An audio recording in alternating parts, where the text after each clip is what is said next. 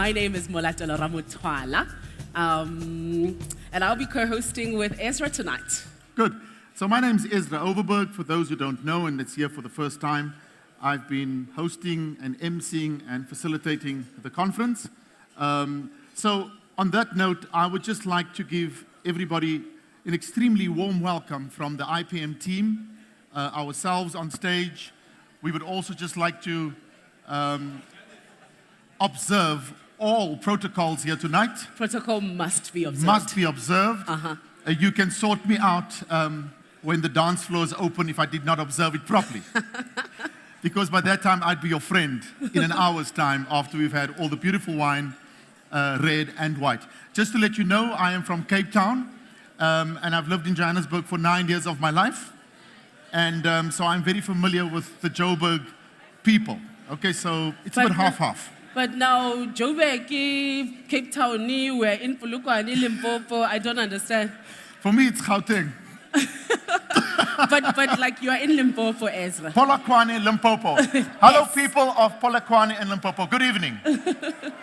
We are so delighted to have you this evening at the 62nd annual conference of IPM. Tonight is special because it's the gala event. And it's the award ceremony as well, which I am honored to be your host tonight with this lovely lady, Molatelo, to my right. So, without further ado, can you bring up the two main men? So, they've already enjoyed their starter. And up next, we have got, who do we have? It's the CEO and the president. Dr. Jerry Gula. So, Dr. Jerry Gula, the CEO. And we'd also like to welcome to the stage the president of IPM, Babalazi Bulunga, if they could please make their way to the stage.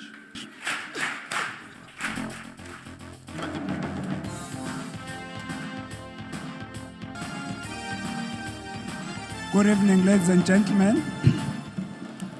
If I may ask the wonderful professionals in HR to give us a moment to listen, we would appreciate that. My name is Dr. Jerry Gule. I am the, let me use the word, current CEO of the IPM.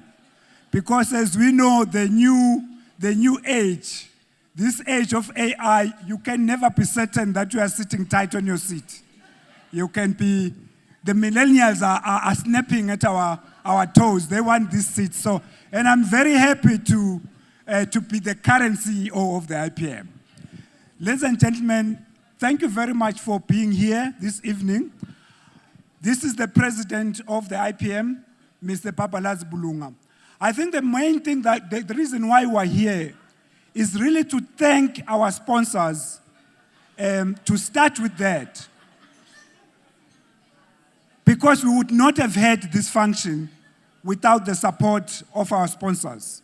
So the FPM SITA, thank you for your generous sponsorship that has enabled us to be here and to have this activity, which I think by one round of Zulu clap is a successful function.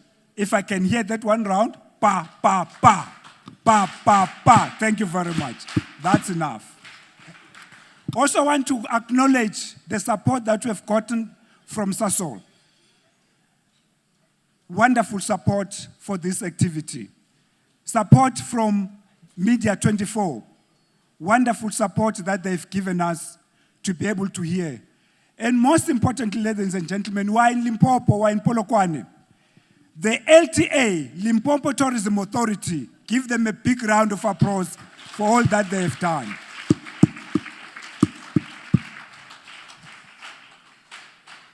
Thank you very much. I'm now going to hand over to my president and ask our young people who are helping us here to give us the certificates to honor our sponsors. If you could please bring up the certificates for the sponsors. And then ask the sponsors to come forward. I will start with the FPM SITA to come forward and receive the certificate.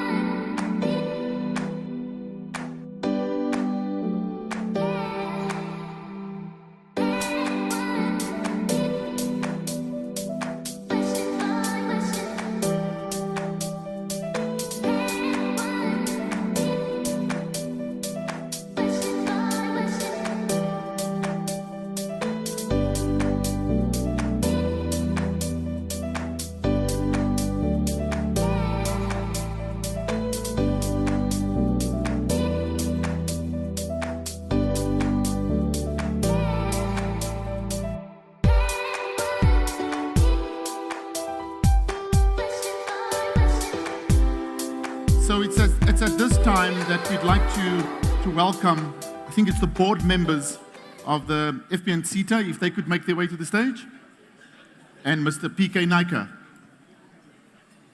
Just to share with the House about FPNM CETA, for those that are actually coming from business in particular, we are servicing 13 subsectors: clothing, footwear, forestry, furniture, general goods, leather, packaging, printing, print media, publishing, pulp and paper, textiles, and wood products. The CETA was established in 2011. It was actually an amalgamation of 3 cities, CTFL, MAP CETA, as well as FIETA, which was a furniture CETA. As a CETA strategy, we are informed, or the CETA strategy is actually informed by the National Skills Development Strategy and key national government strategies and priorities such as the National Development Plan and the medium-term strategic priorities. The National Skills Development Strategies challenges all of us to understand the labor market issues in our respective industrial and economic sectors.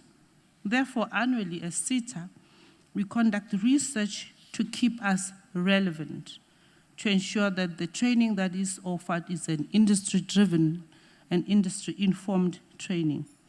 We have got the following key strategic thrusts. The first one is expanding the economic and development contribution to the sector, where we are ensuring that there is alignment between the work that we're doing and that of the sector. We also have committed to support transformational initiatives where we are recognizing youth-driven initiatives, persons living with disabilities, as well as both rural and township initiatives. We have also, as part of our strategy, prioritized to work and support NGOs, CBOs, trade unions, and small businesses.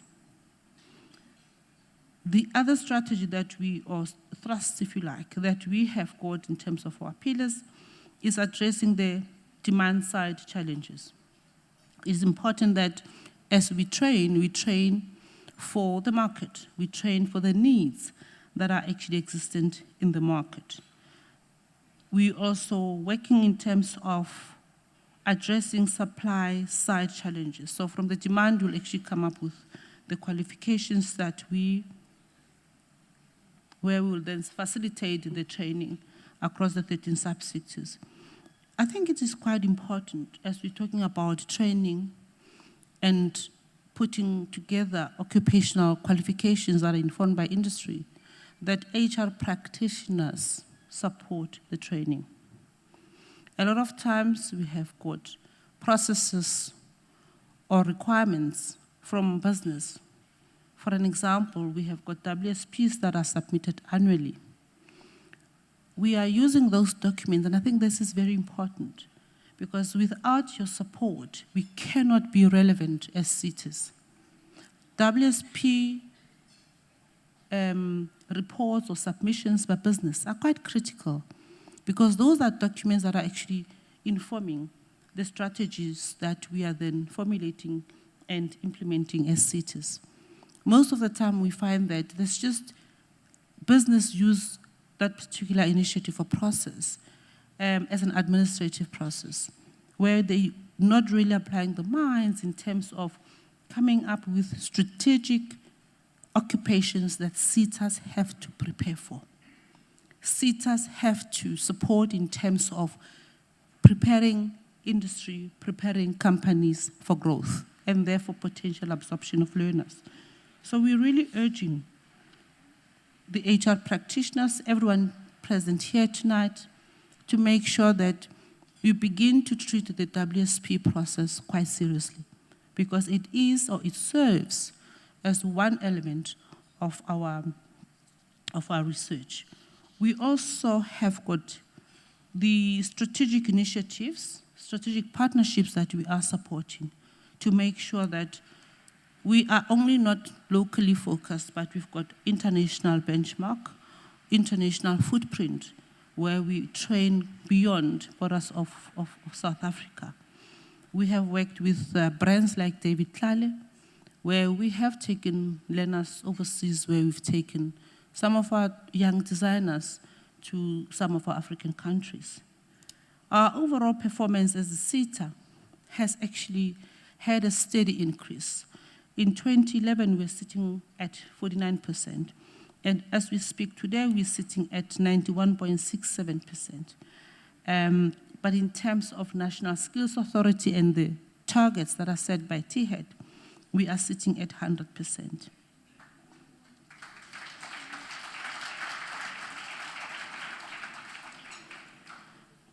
We strive to always do the best, but how do we actually do that? One of the things that we have used and we followed as a SETA is just to sit and listen. You know, most of the time we want to all say something. Sometimes it's important just to listen. Now, as government and as a SETA, we have learned that listening is such a powerful technique, because if you listen, you'll be able to come up with strategies that will really address the felt or pertinent needs of business. But you also allow business to participate in providing solutions that are quite important, and that would then make our SETAs quite meaningful. We have developed a business model because we felt that if we're servicing a business, we've got to be able to speak the language. We've got our government language, but it's important for us to make sure that there's an integration so that we can then be successful. The business model is actually built upon efficacy, efficiency, and effectiveness. It is a fact that in 2011, we'd have emails that would come through, and you know, there's always this perception that government employees, we don't respond to emails and all of that. That was one of our challenges. Or we take it 2 years before we actually process payments. That was one of our challenges. Today, you send an email at FPNM SETA, you will receive a response within 72 hours. Please test it with me, test it with my office as well.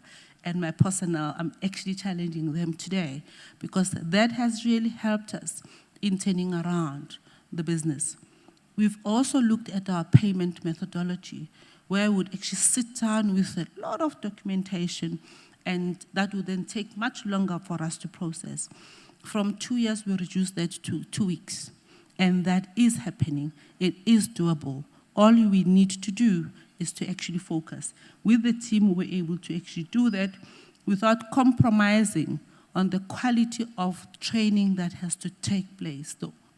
The training that we deliver, if we support your initiative, be rest assured, our sector skills advisors will come without any appointment to monitor the work that you do. We do that across all the projects that we do, where we monitor, we visit companies across the board that we are supporting. But we also, whether you are rural, township, or you are in a formal business setup, we make sure that visits are actually done to all our projects. That is quite important, because we've got to make sure that we follow the money. We've got to make sure that whatever that we expense to projects, it does deliver on the intent. For us to be certain that the intent, the objective has been met, we've got to also implement our strategies that will actually give us comfort and give the National Treasury or Auditor General's Office comfort.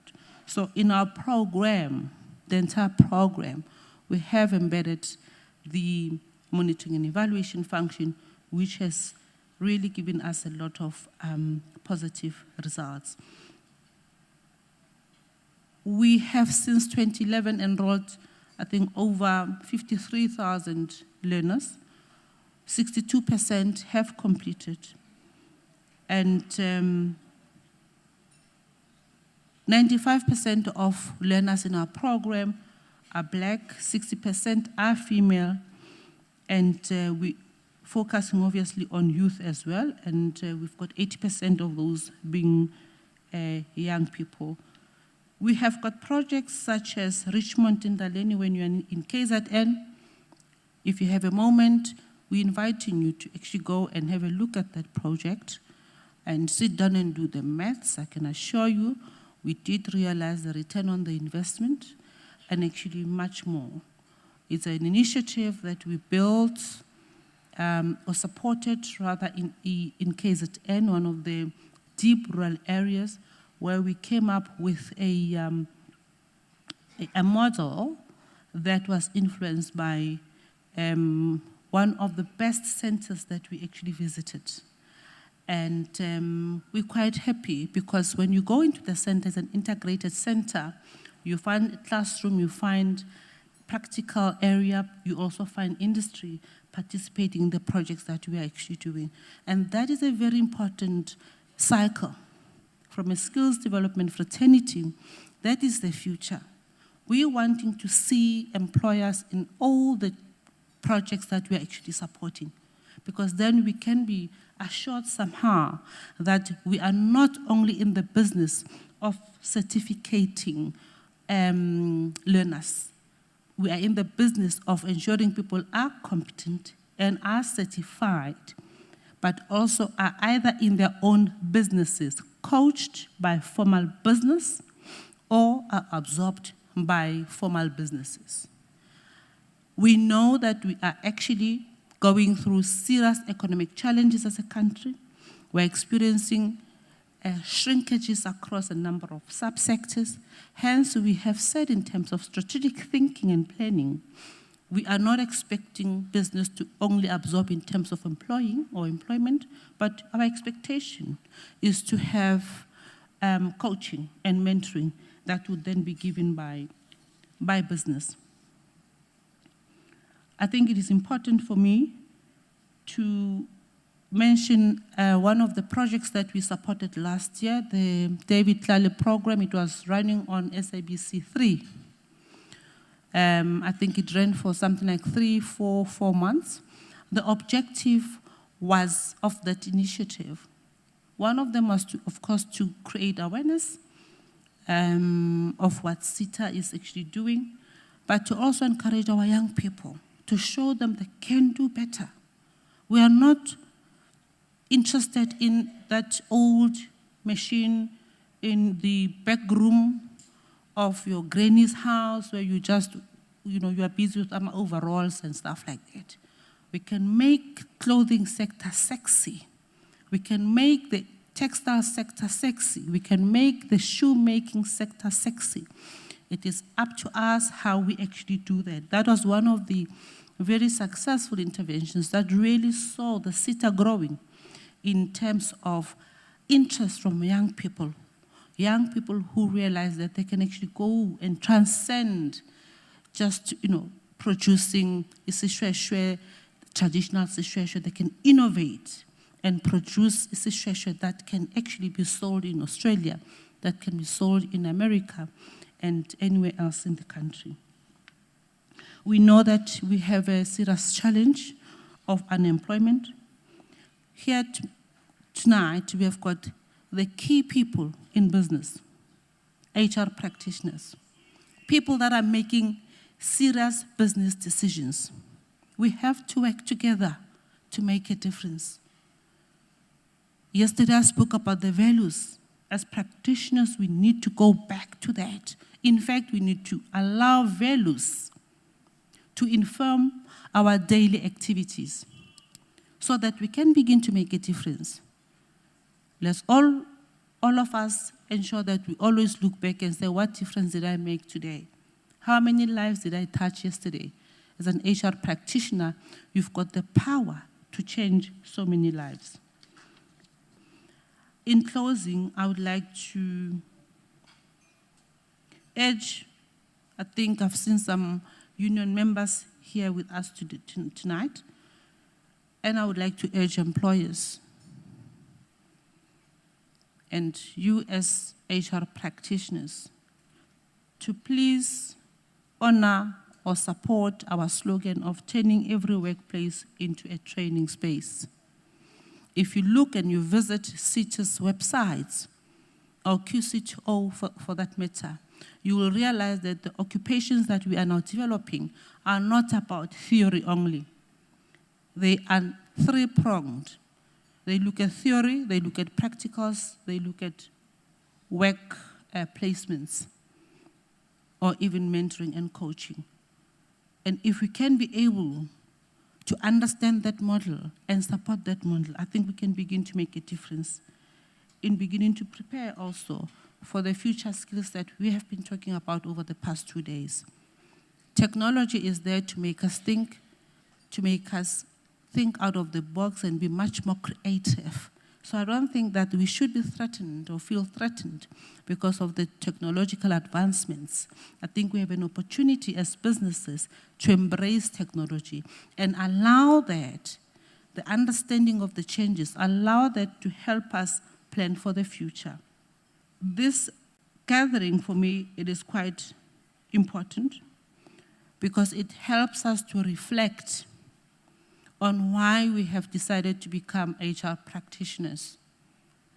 For me, it's not about coming in and saying, I appreciate this lecture or this presentation. It's about what then? What difference are we going to make going back to our offices? What value are we going to add going back to our offices? Because we've had so much time to engage, so much time to listen, so much time to be assisted in catching up with a lot of changes that are happening locally and internationally. We had, I think, Henley University yesterday that was actually forcing us and pushing us to get out of our comfort zones.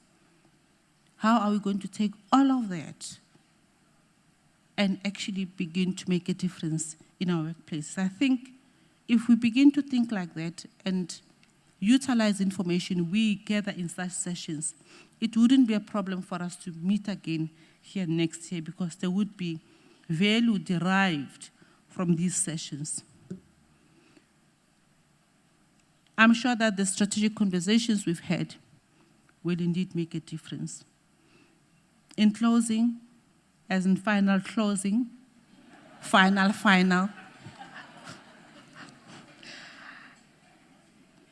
HR practitioners, please, can we always remember people. We get placed in businesses and we forget about people. No. We are about people. And let us show that humanity in discharging our responsibilities. And we can always, I'm a strong believer in values. As I wake up every morning, I ask myself, what are my values? So we will have your personal, you will have your business. At some point, there is a midpoint where you will realize that, in fact, I would like to be a person of integrity. And when you go to work, you'll realize that you also have the same value. So can we make sure that the work that we do is supported by integrity, honesty, meaningful and strategic leadership, credible strategic business support so that we can be seen to be adding value. But most importantly, we can be seen to be bringing about transformation in business and in people's lives. Thank you very much.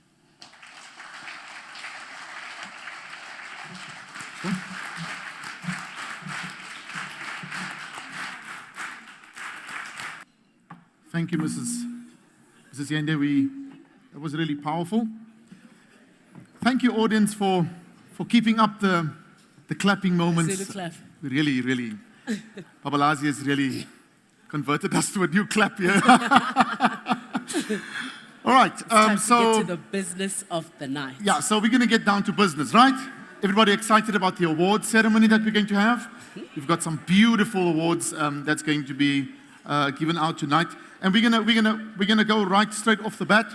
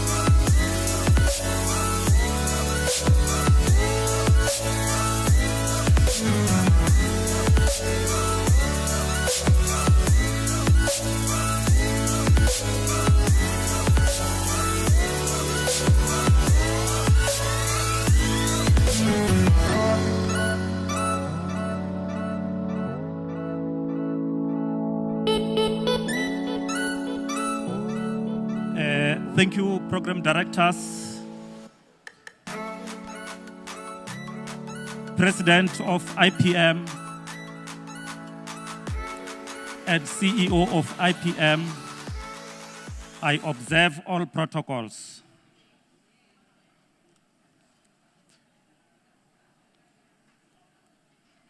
Representing Limpopo Tourism Agency, we feel proud that this province was chosen for the hosting of this Congress. It is clear that the objective of this Congress is to empower the people of this province and beyond its borders. Some of the speakers before me have spoken about training. But there is a special reason why Limpopo Tourism Agency is happy about this conference taking place here in this province. We are mandated to market Limpopo as a destination. As we market Limpopo as a destination, program directors, we count on numbers. Those numbers are domestic and foreign numbers. But I want to take a bit of time to talk about foreign numbers.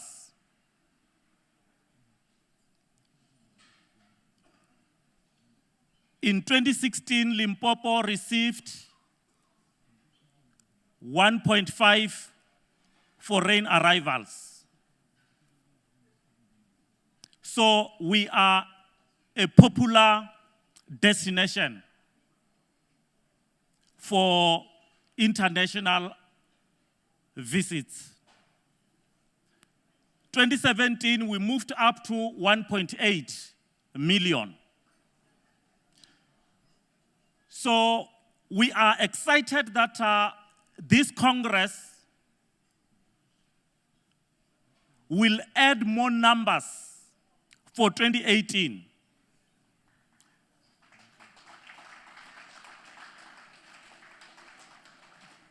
We hope to clock above 2 million. Next time when we meet here, when we give you statistics.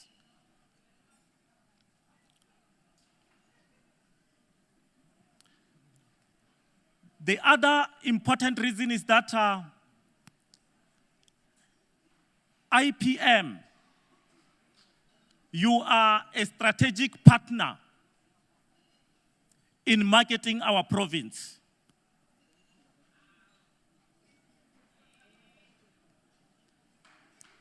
But as IPM or HRM, you have not always received accolades that you deserve. Because you have got scholars like Armstrong and Taylor, who posit that HRM promises more than it delivers, and its morality is suspect. So in other words, you are regarded as over-ambitious. HRM is also variously described as overly prescriptive, uncertain, and imprecise, as well as simplistic. It has also been claimed that HR overemphasizes business needs and that it is manipulative in seeking to shape human behavior at work. But above those criticisms, what excites us is the sub-theme of this Congress, getting our employees future fit. because it is when they are future fit that we will be able to collaboratively market our province as a destination of choice.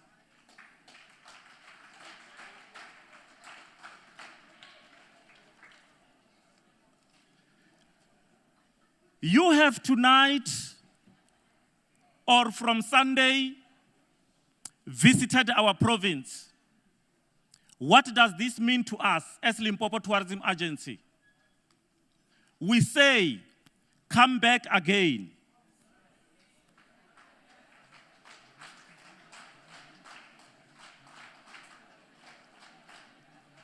Thank you, Zulu, clapping hands.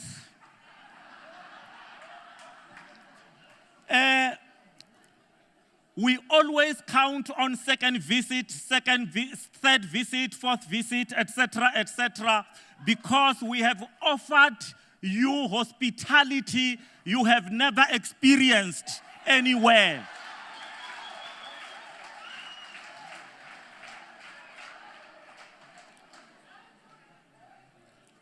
Your visit creates value chain.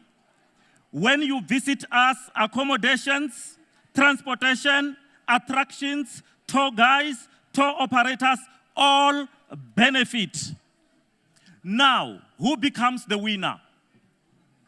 The winner is the ordinary men and women who ceaselessly fight what our National Development Plan and Limpopo Developmental Plan term imperatives, that is poverty, unemployment, and inequality.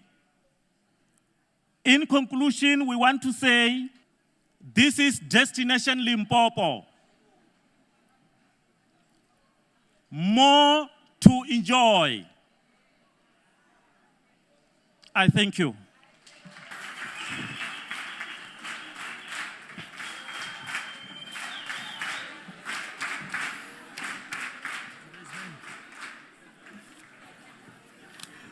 Thank you so much, Dr. Musita, of course, the Acting Chief Marketing Officer of Limpopo Tourism Agency.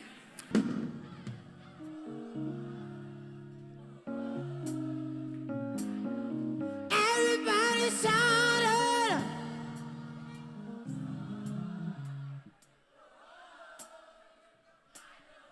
Everybody shouted.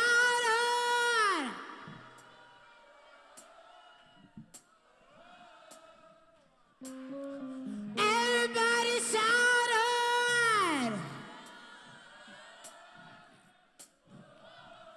I love this side, this side. Hey, hey. Take a look at my window. It doesn't matter what I see now. I can see it glory, 'cause I know. Take a look at me and my window. It doesn't matter what I see now. I can see it glory, 'cause I know. Take a look at me and my window. It doesn't matter what I see now. I can see it glory, 'cause I know. Take a look at me and my window. Doesn't matter what I see now. I can see it glory,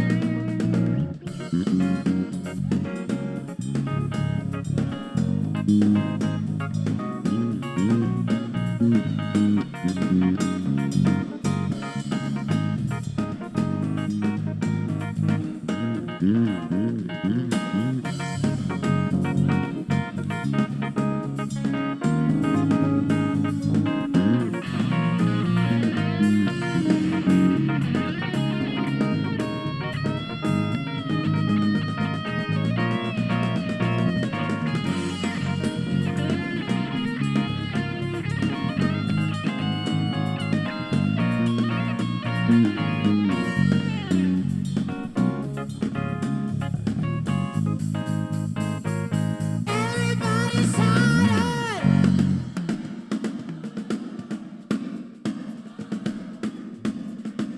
Come on, shout it.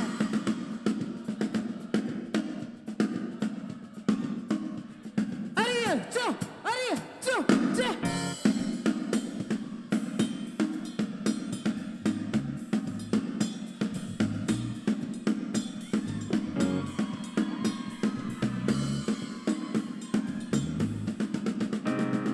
Everybody shout it.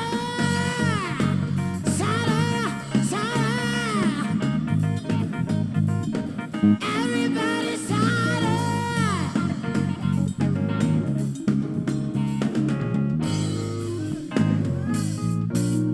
Take a look at me now. It doesn't matter what you see now.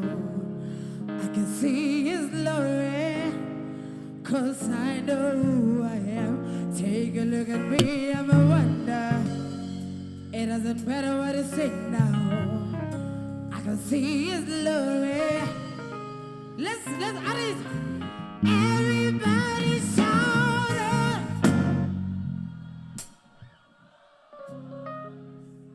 Oh,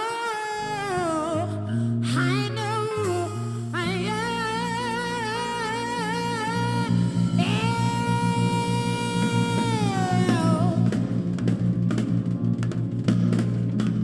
Everybody, da, da, da, da, da.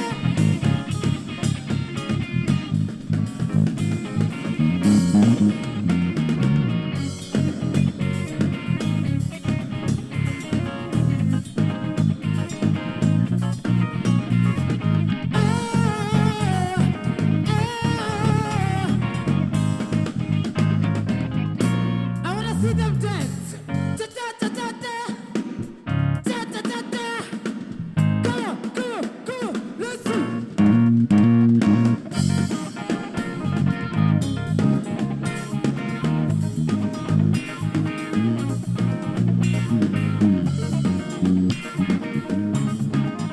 Oh, I know I can.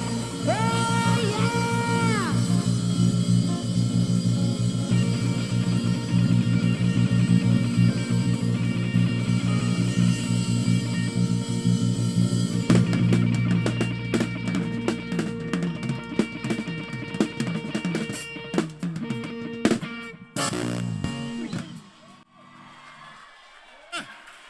How you Am I go? on?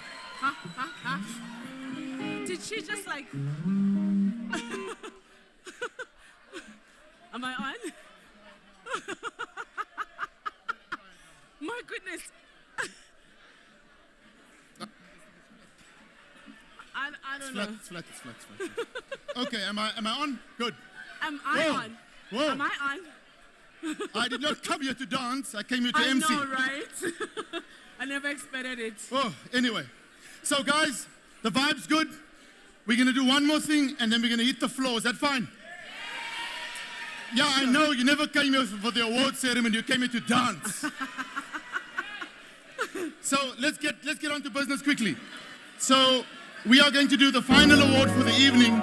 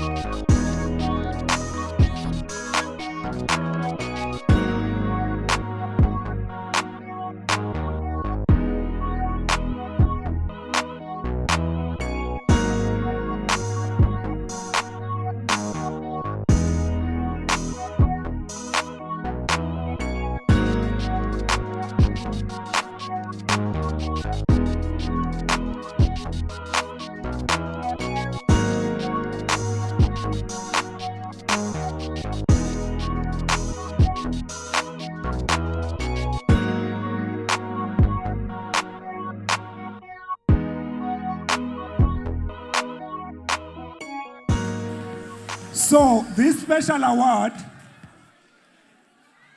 I have the privilege of being the CEO of IPM to select the winner of the CEO Special Award. This is the inaugural Special Award.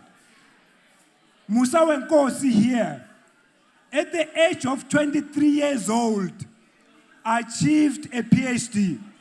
And we are recognizing that, Musa Wenkosi.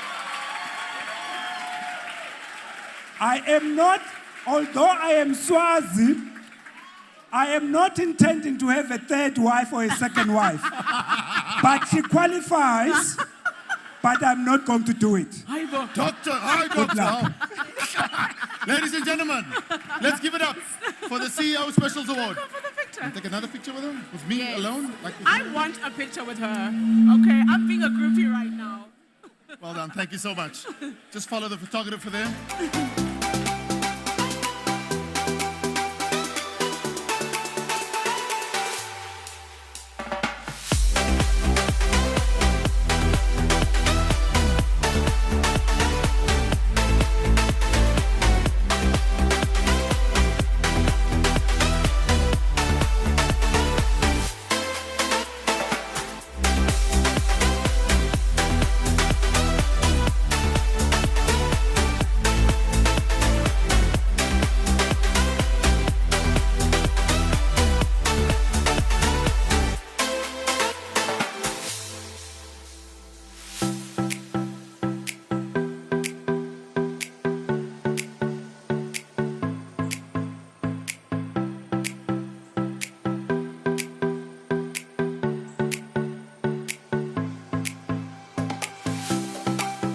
Ladies and gentlemen, we've come to the end of us, and we're going to start them. All right, so I'll dance with you, it's fine, don't worry. I've got moves, even though I'm from Cape Town, I can do this stuff. So I'm just going to, on behalf of myself and my beautiful lady in pink here, Molatela, thank you very much for coming this evening and for dressing so beautiful. Woo, people look amazing. Can you guys tonight. give a hand for us? Okay. Okay.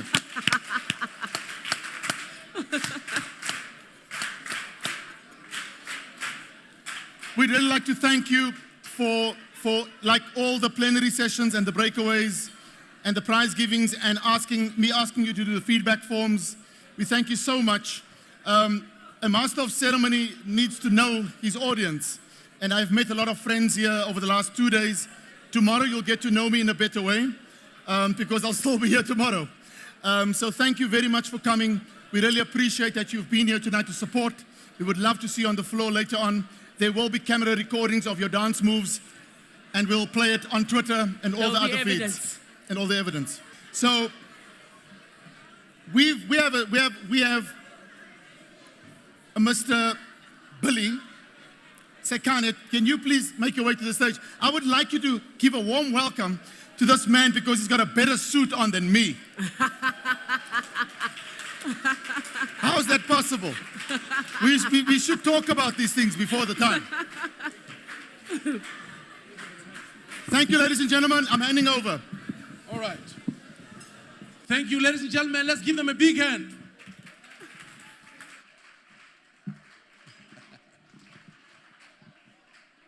Well, this is the end of the evening, and I have the most difficult job to talk to people that have had wine, whiskey, and beer. Let's see how we're going to do this. Well, one of the things that truly traumatizes me is to speak in front of a lectern. Where I am, I'm truly traumatized, and I'll tell you why. A couple of years ago, I had an honor and a privilege to speak at a conference in Japan. So each time I go to a different country, all right.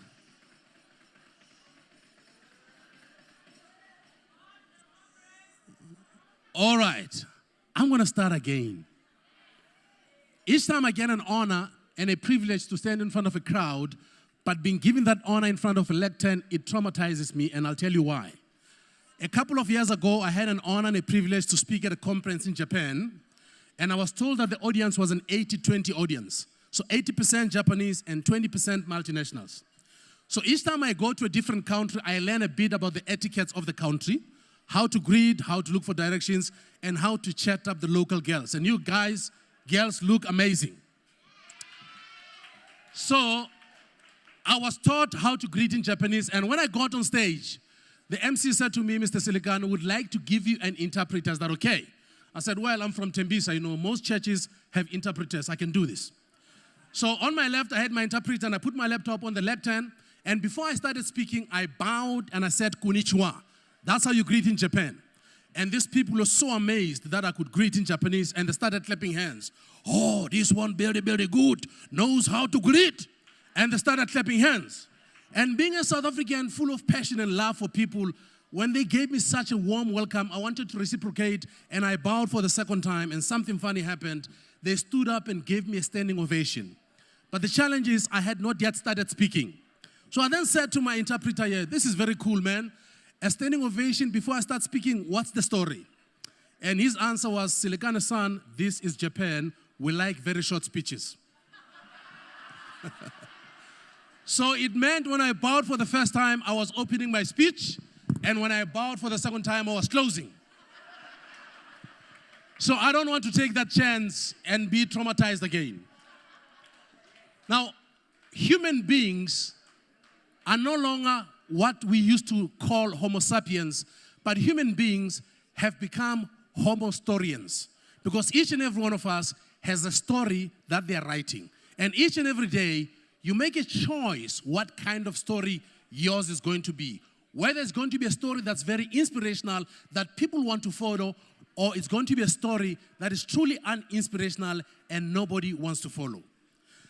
Now, in the USA, in the middle of America, in the farmlands of America, there was this particular farmer. This farmer woke up in the morning like he did every day of his life.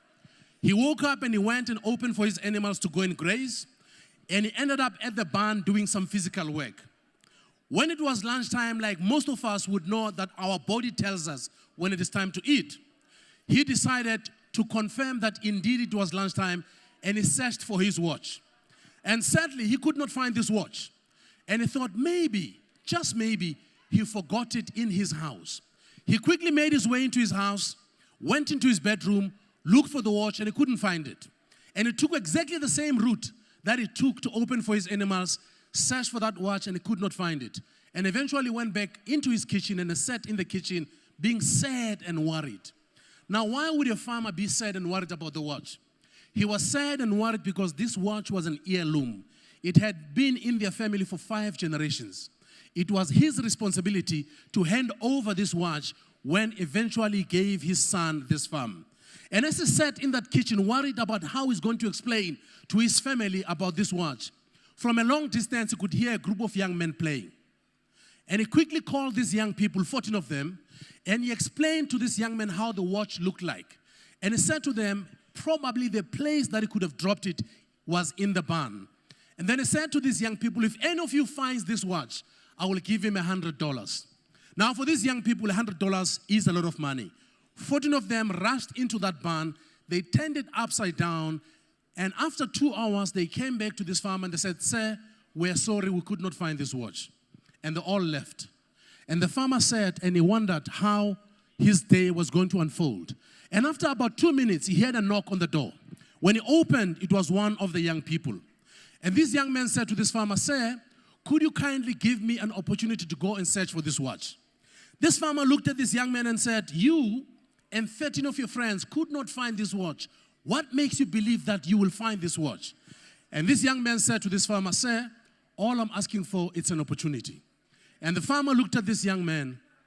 He had nothing to lose, and he said, go and look for it. And this young man disappeared. And after 35 minutes, something fantastic happened. The farmer had a thud in his door, a very high knock on his door. When he opened the door, it was this young man. And something unbelievable happened. And this young man held his hand, and he opened his hand, and inside his hand was the watch.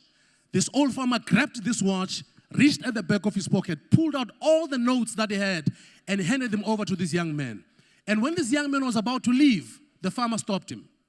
And the farmer said, I want you to explain to me that you and your friends for 2 hours could not find this watch. And yet you, in less than an hour, you were able to find this watch. How did you do it? And this young man said to this farmer, "Sir, when I came earlier with my friends, we were excited at the thought of getting $100. And we all rushed into the barn without any plan, and we just messed around and we could not find it because none of us was inspired to find anything. But he said, when I went away with my friend, something hit me. And what hit me was the fact that I have a vision. I have a dream that I want to fulfill in my life. And I remembered that the promise of $100, if I would get that $100, it would become a seed that I could sow in making that dream a reality." And he said, "Sir, I decided to come back on my own and to request for a second opportunity." And he said, "I went inside the barn. I looked for a central place in the barn." He said, "I sat in the middle of the barn, I closed my eyes, and I connected my head and my heart, and I removed all the noise in my life, and I began to search for the sound of a ticking watch." And he said, after some time, sir, from a far distance, I could hear very faintly a watch ticking, tick-tock, tick-tock, very faintly. He said, I moved towards that general direction, closed my eyes, connected my head and my heart, and he said, I could hear the sound increasing, tick-tock, tick-tock, tick-tock, and I reached out and I found that watch.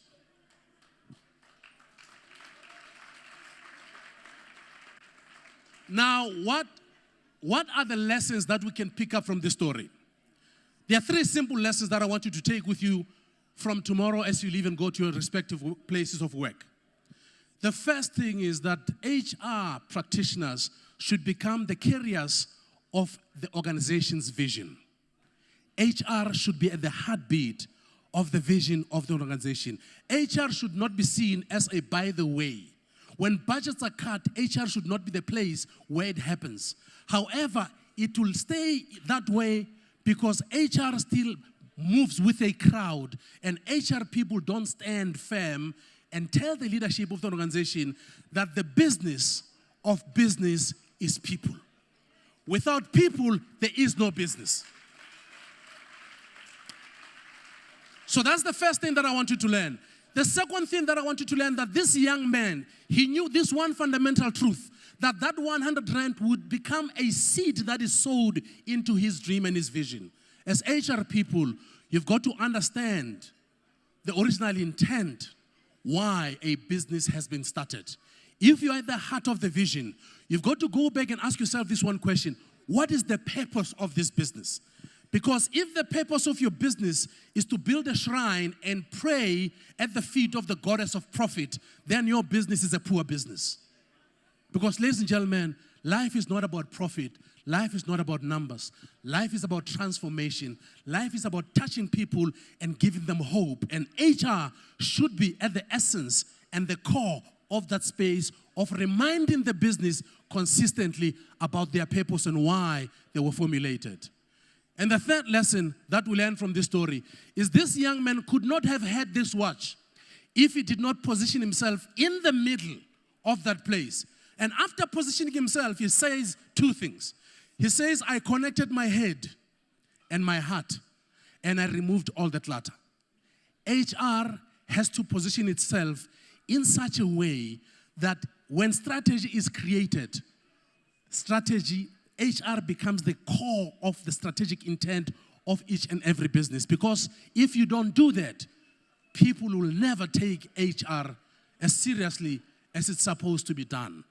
Now, when he spoke about the clutter, it's something fascinating that HR people sometimes create this myth of being busy.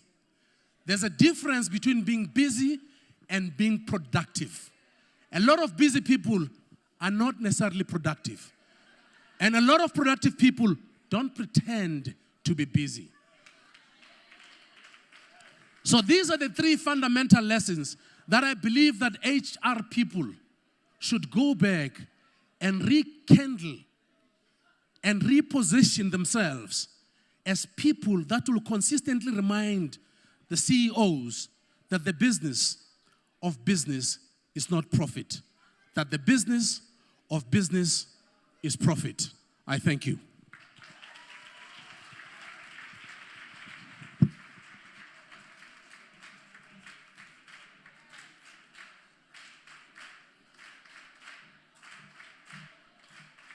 No, I mean, I just wanted to add to what you had already started, to thank IPM for the opportunity to do this, to be part of this. Really just gratitude. I just wanted to express some gratitude. That's it. Thank you. Thank you. Ladies and gentlemen, this is it. I'm going to be here 4 minutes and I'm out of the stage, and it's your time to dance.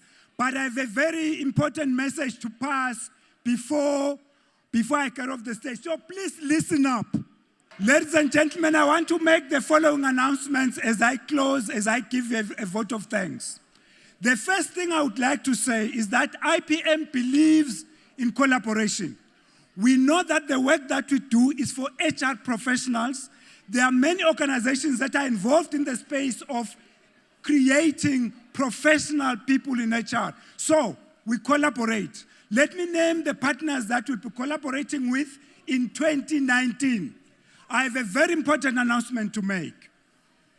So the FMP SETA, we will continue to collaborate with them. Sasol will continue to collaborate with them. Media 24, we will continue. Limpopo Tourism, we will see if we can negotiate and continue to collaborate. I want to thank the exhibitors. All the exhibitors that were here, we continue to collaborate with them in 2019, and even more. I also want to say that Van Zyl, Rudd and Associates, we will continue to collaborate with them. They run the South African Law Labor Review, and Mr. Brian spoke to us today. We will continue to collaborate with them. There is a book they are selling, and if you buy it at this conference, as you know, you get a huge discount. Next year, they will be running the labor review again, and if you register now, you are going to get a 350 Rand discount for next year payable in June. So we continue to work with them. This commercial enterprise will continue to collaborate with them in some very significant programs. N2 Growth, Ian Peterson was our first keynote address yesterday. We are going to be working with N2 Growth next year on the engagement awards, and I would like to encourage you to be part of that. Thirdly, or fourthly, or fifthly, Henley Business School, Puleng and Amri. I mean, there is a lot, ladies and gentlemen. We just scratched the surface yesterday with Puleng and Amri. There is a lot we're going to do next year with Henley Business School. Life Health Systems. We haven't even scratched the surface of health and wellness. We are going to be doing that next year, so be on the lookout. Gibbs Business School. We're going to work with them. We don't care that business schools are fighting or competing. Ours is to make sure that we get the best for our profession and for people managers. So we'll work with all this. Lumina Learning Academy. Ladies and gentlemen, we have programs that are planned to change the life of HR professionals and the employees that we are preparing for the future. So please be on the lookout. We have some exciting programs that are coming up with Lumina Learning Academy. Mindwork, Sabelo, who's sitting right here. We're going to be working with them next year. And the ACCI, Association of Chartered Accountants. I may have cut that, but basically there's a lot that we want to do. Because HR people need to understand finance, eh? You need to understand your numbers. So we'll work with them. EmpowerWorks, Mr. Simpiwe Masiza is here. There is Billy Selekane, who just spoke to us now, is part of that stable. There is a lot that we are going to do with Simpiwe Masiza and the likes of Billy Selekane. So look out for next year. Big things are coming. Regenesis Business School. We are partnering with them. There's a lot that we are going to do. We have free venues that we have agreed with Marco Saravana, and we are going to be working with him next year. Comensa, Mr. Sam Tsima, who's sitting here. Sam, a veteran, same team and Commerce and IPM. We are going to be doing a lot of work next year, so be on the lookout to that. I now want to call the staff of IPM. The staff of IPM, if you could please come forward, all of you, so we can give you the vote of thanks. IPM, come forward. Right now. Where are you? Run.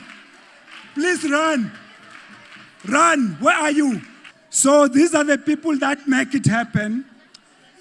Behind the scenes, the people that work on this. So we want to thank you all for the contribution that you make. And of course, there are board members sitting down there that help us to do the work that we do. Ladies and gentlemen, these are your people. Continue to support. Thank you. You can take your seats. Right. Okay.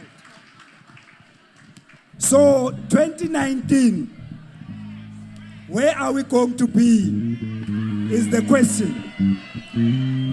So mark this date. 2019, the IPM Convention and Exhibition is going to take place from October the 20th to October the 23rd. All right? Where is it going to be? Sunset! Sunset, here we come! Woo!